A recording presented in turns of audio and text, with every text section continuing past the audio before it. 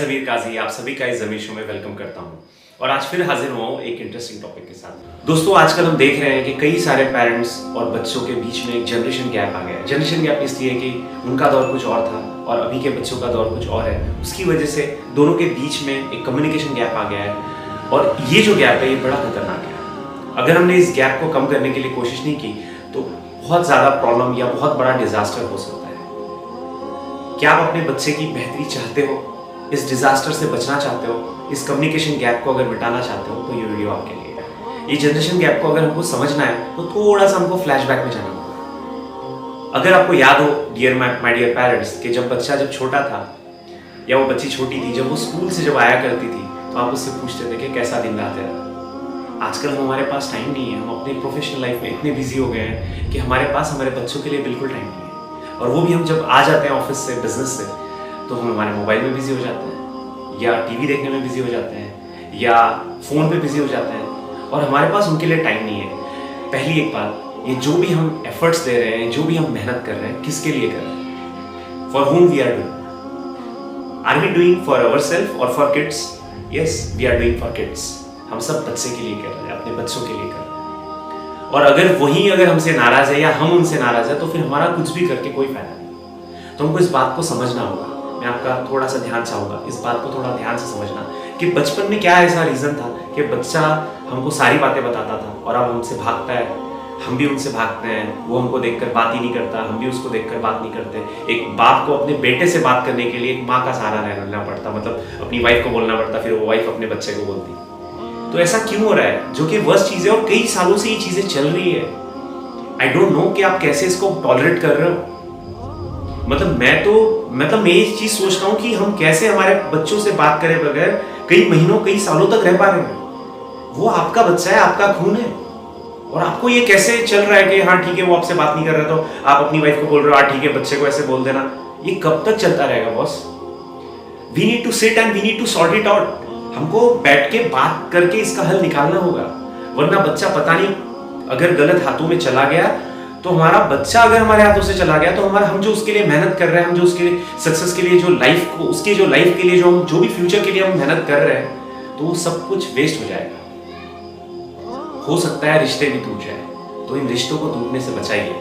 हमको करना क्या है कि ये जो प्रॉब्लम क्रिएट हुई, इस प्रॉब्लम को समझना है कि पहले वो बात करता था, अब वो बात नहीं करता है। वो बात इसलिए नहीं करता है कि शायद ऐसे हुआ होगा कि वो आपको कोई एक बैड एक्सपीरियंस सुना रहा हो आपको। जब आप उसकी बात सुना करते थे तो थोड़ा जब वो बड़ा होने लगा तो हो सकता है उसने आपको एक बात सुनाई हो कि आज ऐसा हुआ कि फ्रेंड्स के साथ मैंने पहली बार स्मोकिंग की, तो आप, या मैंने आज लेक्चर बंक करके मूवी देखने चला गया, या आज फादर हमने कुछ ऐसे किया, या कुछ भी ऐसी गलत चीज की। तो हर बार उसको मिलता था एक्सेप्टेंस। दोस्तों, हर इंसान को एक्सेप्टेंस चाहिए। आज इस बार जब उसने बात सुनाई अपने दिल की तो आपने उसको रिजेक्ट कर दिया। हमने उसको ही गलत बोल दिया कि तुमने ऐसे कैसे कर दिया, तुमने तो गलत कर दिया, ये तो हमारी खानदान के लोग करते ही नहीं है, तुम तो क्या कर रहे हो, तुम तो खराब हो। मतलब आज तक जैसी वो शौक रह गया कि यार हर बार तो मेरी बात मानते थे, इस बार मेरी बात क्यों नहीं सुनी। तो उसको ये बात करना है, ठीक है बेटा तुम तो बहुत प्यारे हो, लेकिन आज की ये जो बात हुई है ना ये गलत है, हमको इस चीज से बचना है बेटा। ठीक है कोई बात नहीं, अभी हो गई तो कोई बात नहीं, लेकिन अब नेक्स्ट टाइम ध्यान रखना कि ये जो एक्टिविटी है, ये पर्टिकुलर जो एक्टिविटी ये गलत है। आप गलत नहीं हो, आप तो सही हो बेटा। तो हमको ये बात उसको मनवानी है कि बेटा तुम गलत नहीं हो। जब हम इस तरीके से अगर हम उससे बात करेंगे तो हो सकता है वो आपको नेक्स्ट टाइम आपको सही तरीके से बात सुनाए। मैं भी एक छोटी सी स्टोरी अपने बचपन की आपको सुनाता चलूं कि मैं जब I was in 10th class तो फ्रेंड्स जब आई थिंक गुटखा जब स्टार्टिंग में नया आया था तो फ्रेंड्स खाने लगे थे तो उन्होंने कहा कि एक सुपारी को साफ करके आप भी थोड़ा सा खा लो। मैंने भी 1-2 दाने खाकर शुरुआत की और मैं कुछ ही 1-2 महीनों में ही मुझे भी गुटखा खाने की आदत लग गई। और मेरे जेब में उस वक्त 2 पैकेट्स थे और मैं घर में था और पापा को शायद वो बात पता चल गई थी, बट उन्होंने मुझे नहीं बताया। 2-3 दिन तक सोचता रहा, मुझे लगा शायद से वो भूल गए होंगे या फिर हो सकता है मेरे पास से कहीं चले गए होंगे। लेकिन 2-3 दिन के बाद मेरे पेरेंट्स और हम खाना खाने के बाद वॉक के लिए निकले तो मेरे फादर ने मेरे ऐसे गले पे हाथ रखा और कहा कि बेटा तुम पूरी कब से खा रहे हो, मतलब गुटखा कब से खा रहे हो? मैंने कहा पापा मैं तो नहीं खा रहा हूँ। तो बोले नहीं, आपके पैकेट आपके जेब में तो थी। मैंने कहा अच्छा वो मेरे फ्रेंड की थी। तो मेरे फादर ने उस वक्त ना मुझे पीटा, ना मुझे बुरा भला कहा, कुछ भी नहीं, बल्कि एक दोस्त की जैसे मुझे कहा कि देखो बेटा, अभी जो आप ग्रो हो रहे हो तो आपका ये जो आपकी जो बॉडी है ये एक फाउंडेशन है। अगर आपने फाउंडेशन ही अगर खराब बना ली तो आपकी बिल्डिंग कैसे बनेगी? तो आपको इस बात का ख्याल रखना है कि अभी आप छोटे हो तो अभी ये चीज़ों से बचो। जब आप बड़े हो जाओगे, अगर आपको लगता है खाना तो फिर सोचना खाना है या नहीं खाना है, लेकिन अभी मत खाओ। तो ऐसा अपने फ्रेंड को समझा देना। दोस्तों, वो दिन है और आज का दिन है। मैं आज इतना बड़ा हो गया हूँ, मेरे भी आज बच्चे हैं, लेकिन मैं खुद ये सारी चीज़ों से बचा हूँ क्योंकि मेरे फादर ने उस वक्त मुझे जिस तरीके से समझाया था और मुझे कहा था कि बेटा मुझे तुम पे भरोसा है, तुम तो नहीं खा सकते, दोस्त खा रहा होगा, लेकिन उसको भी समझा दो कि अभी मत खाओ, जब बड़े हो जाओगे अगर तुमको लगे तो खाना, नहीं लगे तो मत खाना। ये होता है समझाने का तरीका। तो हमको हमारे बच्चों को ऑर्डर देने की बजाय, मारने पीटने की बजाय, हमको उनके प्रॉब्लम्स को समझना है। दोस्तों, अगर हम नहीं समझेंगे तो वो किसी और के पास जाके बात शेयर करेंगे और आपको पता है कोई उनको समझा सकता है या नहीं समझा सकता है, पता नहीं।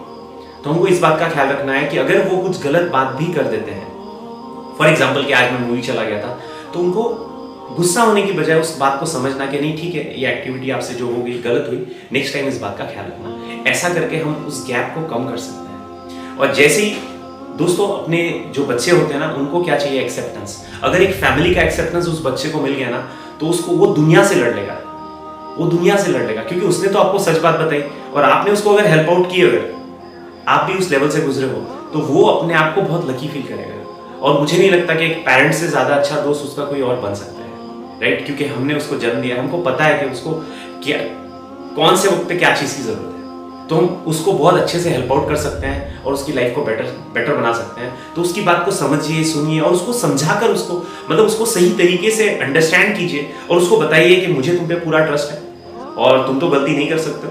तो इस तरीके से अगर आप उसको समझाओगे तो मुझे ऐसा लगता है कि गैप बिल्कुल नहीं रहेगा, एक हेल्दी रिलेशनशिप रहेंगी पेरेंट्स की और ये उसके फ्यूचर के लिए भी बहुत बेटर होगा। तो आई होप अगर आपको ये वीडियो अच्छी लगे तो औरों तक भी इस वीडियो को पहुंचाइए और अगर इस चैनल पे नए हो तो मुझे सब्सक्राइब कर लीजिए। तो आज के लिए इतना ही, मिलते हैं नेक्स्ट वीडियो में एक इंटरेस्टिंग टॉपिक के साथ। तब तक के लिए जय हिंद।